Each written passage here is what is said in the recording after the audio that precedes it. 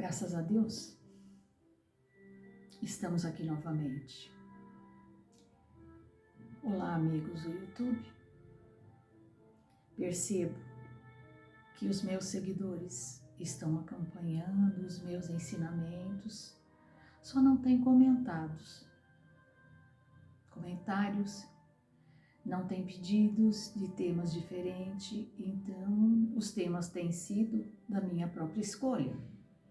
Mas eu preciso que vocês continuem divulgando esses vídeos, porque eu preciso de seguidores para o meu canal, porque eu sou uma iniciante fazendo um vídeo caseiro aos 70 anos de idade, num desafio de levar um pouquinho mais de conhecimento às pessoas.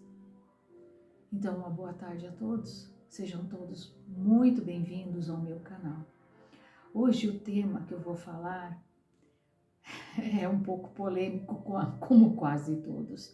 Ou é delicado, ou é polêmico. Por quê? Porque as pessoas aqui da Terra são muito questionadoras, julgadoras. É um defeito do nosso ser humano, né? Aqui na Terra, que ainda está tão enraizado a matéria e aos seus vícios anteriores. Hoje nós vamos falar sobre espiritualidade e religião. O que é religião? O que é espiritualidade? Como é que a gente vê e pode estar desenrolando esse tema de uma forma fácil para se compreender? Então vamos começar aqui pela religião. O que nós acreditamos ser religião, né?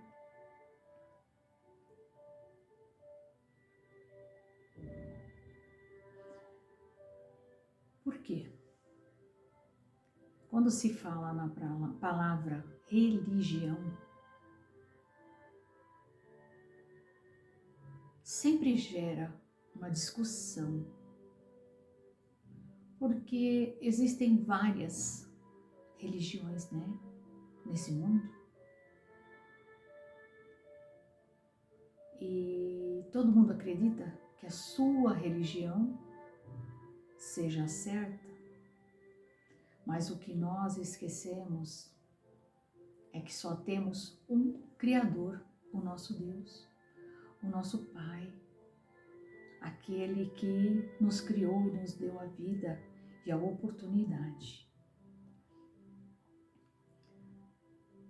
Então, o que é religião? Religião, aos nossos olhos, eu estou falando aqui da Terra, tá, gente?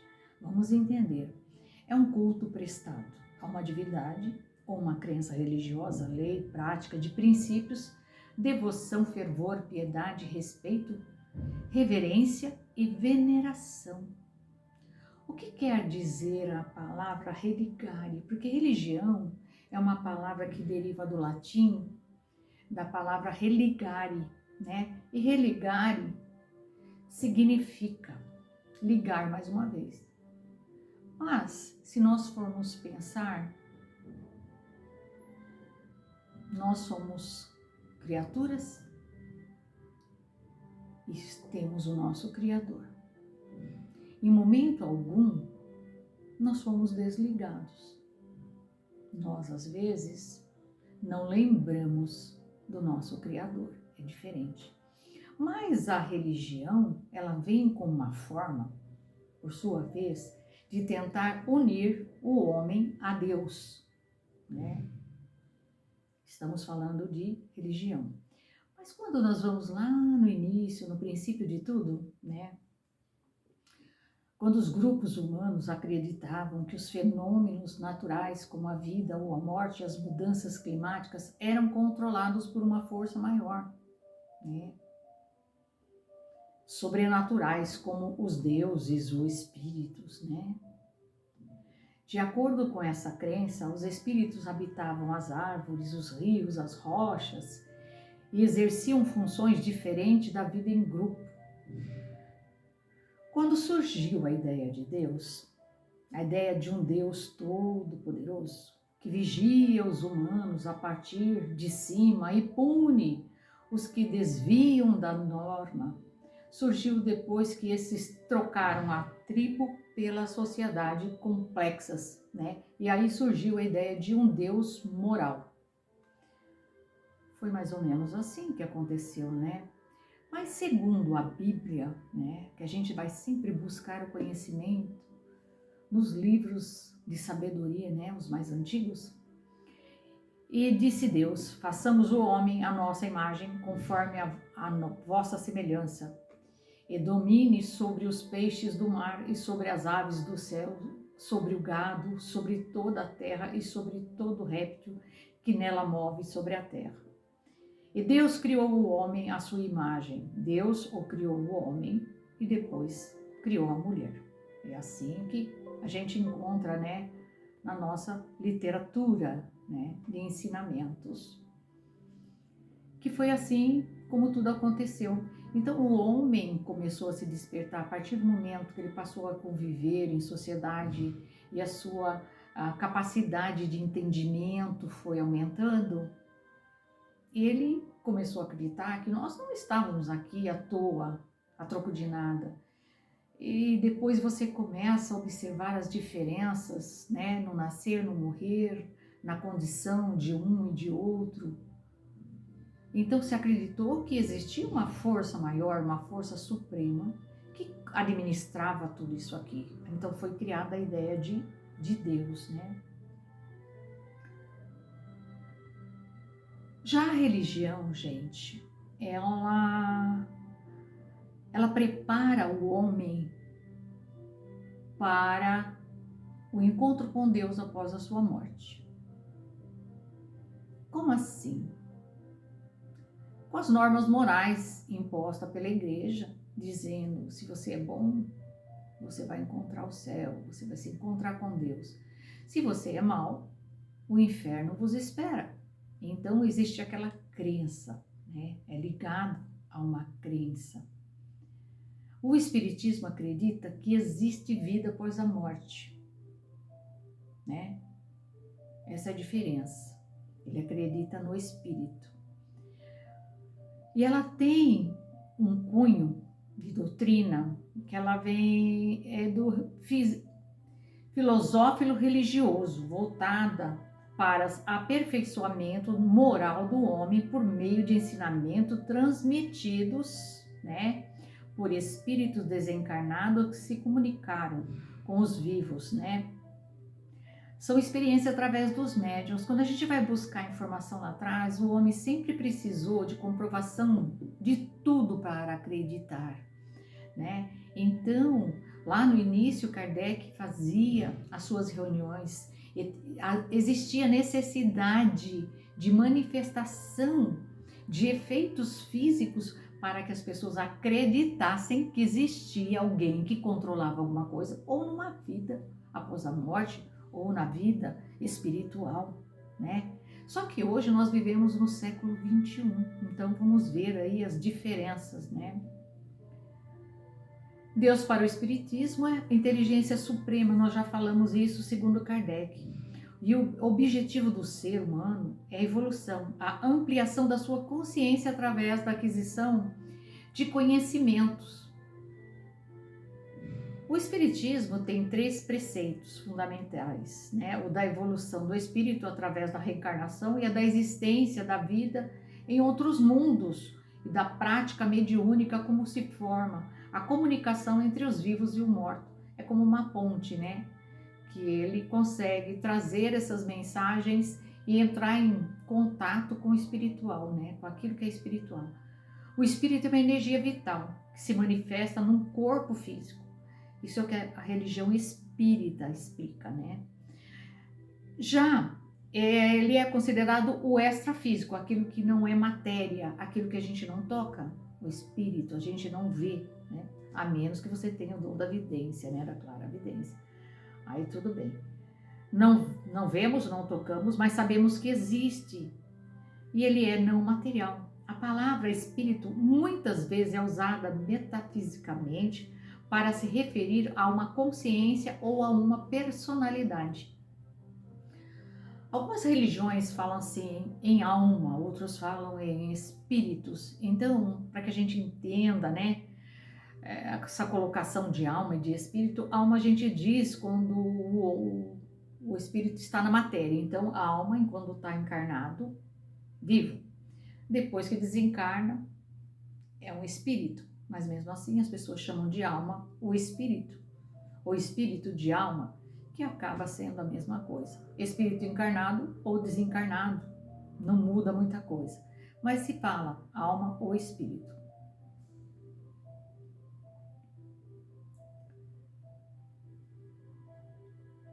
A alma humana é aquilo que no homem é capaz de atingir o conhecimento e a contemplação de ser em si e tende para a purificação da alma, para a prática da virtude. A alma deve obrigar o corpo a obedecer, dirigindo-se para a virtude, deixando as paixões do corpo de lado.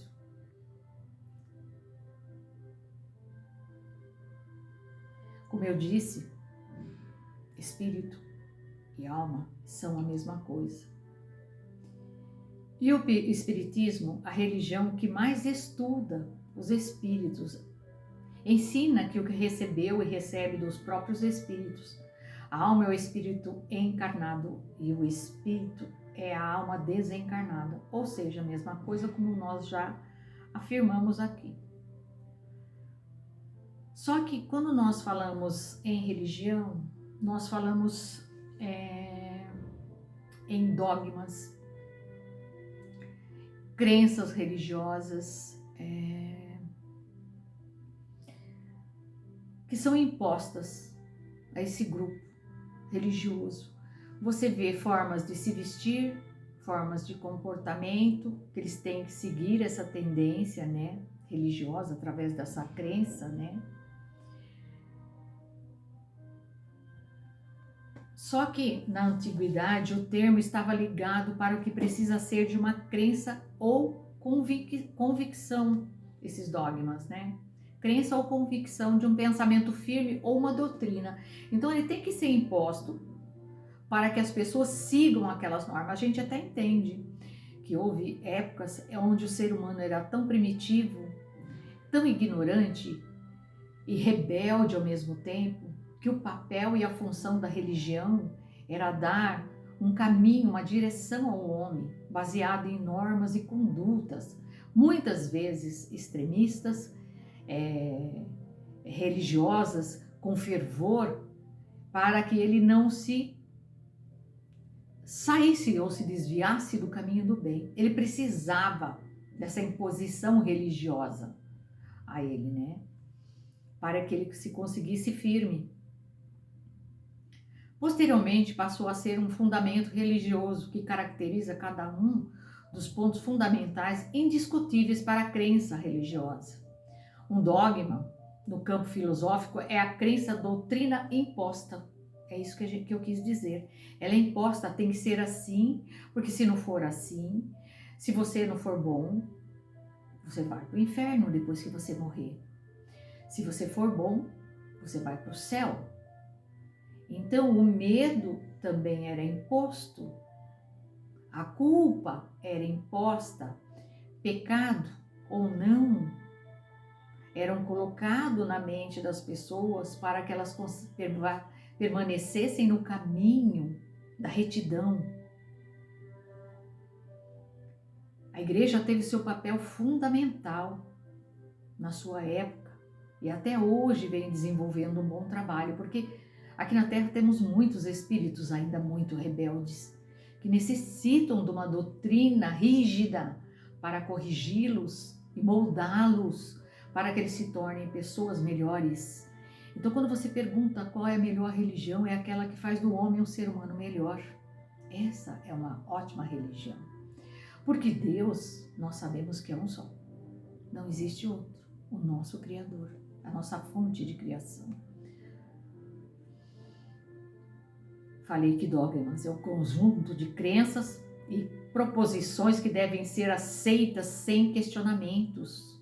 Olha os paradigmas aí. aquilo que não pode ser mudado, um exemplo que deve ser um modelo padrão. Céu, consciência tranquila, oriunda de esforço permanente de amar e de servir em nome do Senhor, e edificando-se nós a vós mesmos. Inferno, intranquilidade, remorso, decorrente de atitudes errôneas e invigilantes. Sistema de crenças de limitação, onde as pessoas muitas vezes carregam um peso ou uma culpa. Porque nós somos seres errantes, nós erramos o tempo todo. Nós estamos aqui porque não somos perfeitos. Agora, carregar uma culpa, de sentir-se culpado por um pecado, porque isso foi imposto lá na infância, né? No sistema de crença, né? Erros e pecados sempre pesou muito na conduta do ser humano e muitas vezes de peso e de culpa. A gente erra muito e a gente sabe que pode recomeçar a qualquer momento. A gente não vai apagar os nossos erros, mas nós podemos amenizá-los de outra forma e mudarmos, né? A partir do momento que você sabe que você errou, deixe de errar. Seja melhor, procure um caminho do bem, né? Viva sem erro, tenta ser mais leve, mas não se culpe tanto por já ter errado. Errar é do homem, é do ser humano, né?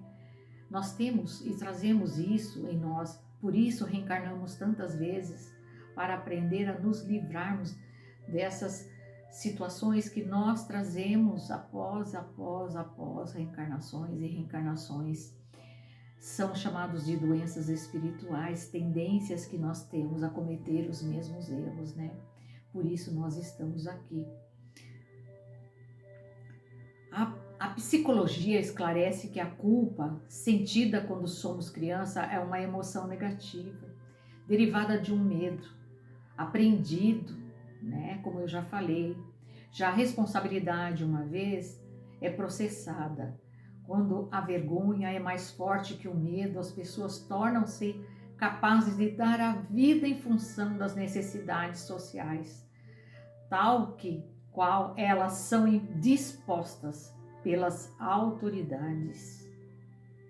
A culpa é um sentimento de transgressão aos próprios princípios morais, tristeza por ter causado um dano a outros. O medo e a vergonha são limitadores, apenas tem medo de ser castigado.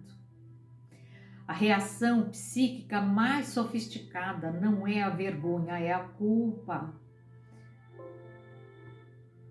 Muitas pessoas usam esta palavra. Vergonha, eu tenho vergonha. Não, quando ele sente, é culpa. Ele fala vergonha porque ele é do educado. Então é mais fácil sentir vergonha. O hábito de se ficar pedindo, né? Perdão, ele tem vergonha até nessas condições. São crenças totalmente limitantes que caracterizaram, né? Por terem cunho negativo, que nos leva a desacreditar na possibilidade de alcançar os nossos objetivos. Então, por isso que a gente fala, tem crenças que são limitadoras e tem mentes que são engessadas. Ela não consegue ver além daquilo que ela aprendeu e acredita e acreditou a vida inteira. Ela não muda por medo de mudar. Não importa o quanto eu trabalhe, ela tem a crença negativa, né? A crença de identidade é ser quem você é. A crença da capacidade é de fazer aquilo que você quiser fazer e acreditar. E a do merecimento é de você ter tudo aquilo que você merece, né? Quebrando paradigmas, dogmas, doutrinas, crenças limitantes, mentes engessadas, céu e inferno, pecado mortal. Religião necessária. A religião é influenciada pela cultura. A religião permite um conhecimento maior dos valores que envolve a sociedade e principalmente seus valores éticos, além da prática religiosa particular de grupos religiosos, tem papel de destaque, representando uma rede de apoio social muitas vezes determinante, com êxito de bem-estar psicossocial, é aquilo que nós falamos. A religião, ela é muito importante, principalmente para os seres mais ignorantes e menos esclarecidos, né? E necessitam, por conta da rebeldia, de ser moldado na sua moral, nem que seja numa crença limitante. A fonte de modelo de tudo o que é bom, belo, verdadeiro e justo, por isso o homem precisa dele e dos valores religiosos para ser feliz. A obediência à autoridade e a crença das leis da natureza, respeito à família e à justiça social. Em verdade, afirmo-te que virá um tempo em que não se adotará a Deus nem neste monte, nem no templo suntuoso de Jerusalém, porque o Pai é Espírito, e só em Espírito deve ser adorado.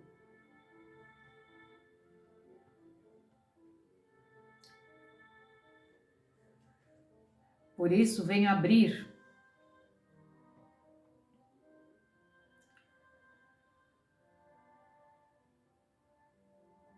Deixa eu ver aqui onde eu parei aqui. Um culto a Deus se conversa, é ter uma conversa íntima, uma comunhão entre o homem e o seu Criador. Gente, eu estava falando do versículo de João, capítulo 19 e 24, onde ele deixa bem claro que para você estar com Deus, você não precisa de um templo. Pai é Espírito e só em Espírito deve ser adorado. Ele coloca para a gente aqui com muita sabedoria, né? Por isso venho abrir os templos dos corações sinceros para que todo culto a Deus se converta em íntima comunhão entre o homem e o seu Criador. Quer dizer que para a gente estar em contato com Deus não há necessidade e nem precisa ir a uma igreja. O nosso templo está dentro de cada um de nós, né? Como é que é chamado, né? Sincretismo se caracteriza pela união de elementos culturais, religiosos, ideológicos destinados à formação de uma nova cultura, religião ou sociedade. Enfim, nós estamos vivendo no século 21, né? Então, o que a gente colocou aqui, pessoal, é que o homem não precisa morrer para ter o seu encontro com Deus. Deus, como nosso Criador, está dentro de cada um de nós. E quando a gente analisa a mensagem deixada por Jesus, a gente vê que esses 10 mandamentos que foram colocados lá atrás se tornam um só, que é amar a Deus sobre todas as coisas e ao próximo como a ti mesmo. Quem ama, por quê? Quem ama não mata, quem ama não julga, quem ama não rouba, não critica, não inveja, perdoa, confia, respeita. O amor é tudo. E o que nós temos que entender é que Deus está dentro de cada um de nós e que nós somos pequenos demais para tanto ensinamento que o universo tem a nos oferecer. Quando Jesus diz, meu reino não é deste mundo. E quando ele coloca, na casa do meu Pai há muitas moradas, seria muita arrogância e prepotência do ser humano acreditar que só aqui na Terra existe vida inteligente. Pois o nosso planeta é tão pequeno e tão atrasado ainda e tão carente de amor. Por isso estamos passando por uma transição planetária que vai fazer com que o ser humano, através do sofrimento, porque ele só aprende através da dor, ele não aprendeu além do amor. ele se una numa única fé, numa única crença, numa única religião, que a religião do futuro será a unificação das religiões, para que todas elas se unam para o mesmo propósito, o bem comum da nossa humanidade. Deixo aqui a luz do nosso Pai e o amor do nosso amado Mestre Jesus com todos vocês. Que a gente possa aprender e continuar estudando um pouquinho mais. Tenham paciência, porque eu também estou aprendendo, junto com vocês. Por isso que eu gostaria que vocês se comunicassem mais através dos meus vídeos, questionassem mais para que eu buscasse também mais. Mas eu deixo aqui a paz de Deus com todos vocês e que Deus abençoe a vida e a semana de todos vocês.